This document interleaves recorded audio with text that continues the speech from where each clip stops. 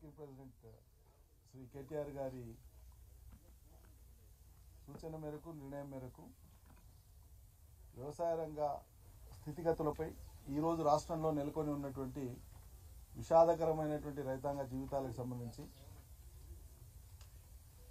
ఇప్పటికే జరిగినటువంటి 400 పైచిలకు బలవన్ మరణాలకు సంబంధించి ఈ అన్ని అంశాల మీద అధ్యయనం చేయడానికి స్వయంగా రాష్ట్ర ప్రభుత్వం వేసినటువంటి ఒక రైతు కమిషన్ ఏదైతే ఉందో ఆ కమిషన్కు ఒక నివేదిక తయారు చేసి ఇచ్చి రైతాంగ ప్రజలలో విశ్వాసం నింపాలని ఈ వ్యవసాయాన్ని ముందుకు తీసుకుపోవడానికి గతం మాదిరిగా కేసీఆర్ సారథ్యంలో నడిచినటువంటి వ్యవసాయాన్ని వ్యవసాయ రంగాన్ని అదే స్థితి కొనసాగేటట్లుగా ఏం చర్యలు తీసుకుంటే బాగుంటుందో అధ్యయనం చేయాలని చెప్పి ఒక కమిటీ వేసిన సంగతి విదితమే.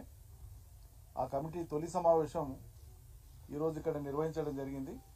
దానికి కేటీఆర్ గారు వచ్చి పలు సూచనలు సలహాలు ఒక డైరెక్షన్ ఇవ్వడం జరిగింది. కమిటీ సభ్యులందరూ కూడా సభ్యురాలు మరియు సభ్యులందరూ కూడా మాజీ మంత్రులు, శాసన మండలి సభ్యులు, శాసనసభ మాజీ సభ్యులు అందరూ కూడా అనుభవజ్ఞులు ఉన్నారు.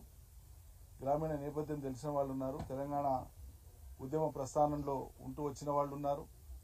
కాబట్టి అందరి యొక్క భావన ముందుగా ఇటీవల మరణించినటువంటి ఆ రైతు సోదరులు వాళ్ళ కుటుంబాలకు ప్రగాఢమైనటువంటి సానుభూతిని తెలియజేస్తూనే మరోసారి వారి యొక్క ఆ స్థితిని చాలా గంభీరంగా తీసుకొని చాలా బాధగా ఈ పరిస్థితుల్లో మార్పు ఉండాలి. ఖచ్చితంగా ఈ సాంప్రదాయ పద్ధతులలో జరిగేటువంటి రాజకీయాల మూలంగా పరిష్కారం రాదు.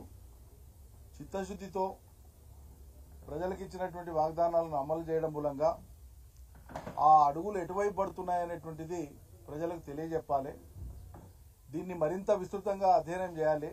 చేసి ఓ నిర్ధారణకు వచ్చి నిర్మాణాత్మకమైనటువంటి సూచనలు ప్రభుత్వానికి చేస్తూనే ప్రజలను ప్రత్యేకంగా రైతాంగ ప్రజలను అప్రమత్తం చేయాలనేటువంటి ఉద్దేశంతో ఈ భావన చుట్టూ చర్చ జరిగింది.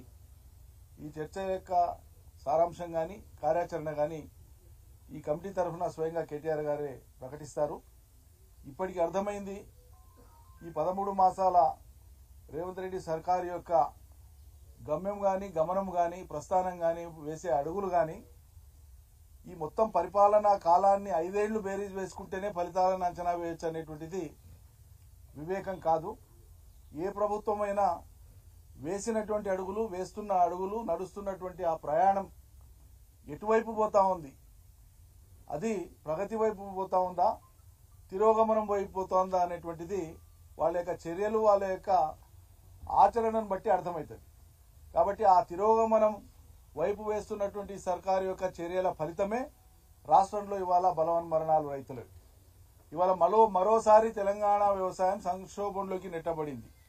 ఈ సంక్షోభంలోకి మరింత కూరుకుపోకుండా ఈ వ్యవసాయ రంగాన్ని కాపాడేది ఎట్లా, ముందుకు తీసుకుపోయేది ఎట్లా, సాక్షాత్తు ఈ రంగంలోనే నిమగ్నమైనటువంటి ఈ రాష్ట్రానికి సంబంధించినటువంటి 58-60% మంది ప్రజల యొక్క వాళ్ళ ఆర్తి లోకానికి తెలియాలి. ఈ ప్రభుత్వానికి కనువిప్పు కలగాలి.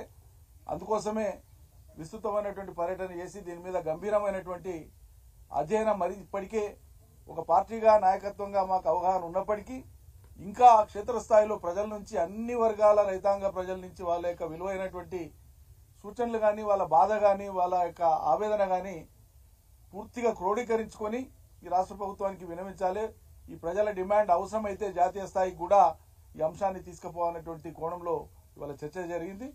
కేటీఆర్ గారు స్వయంగా వారు ఇక్కడ దాకా వ్యక్తిగతంగా రావడం, మా కమిటీ సభ్యులందరూ కూడా ఇక్కడికి నివాసానికి రావడం, ఈ వచ్చిన సందర్భంగా వారికి నేను ప్రత్యేకంగా ధన్యవాదాలు అర్పిస్తూ కేటీఆర్ గారిని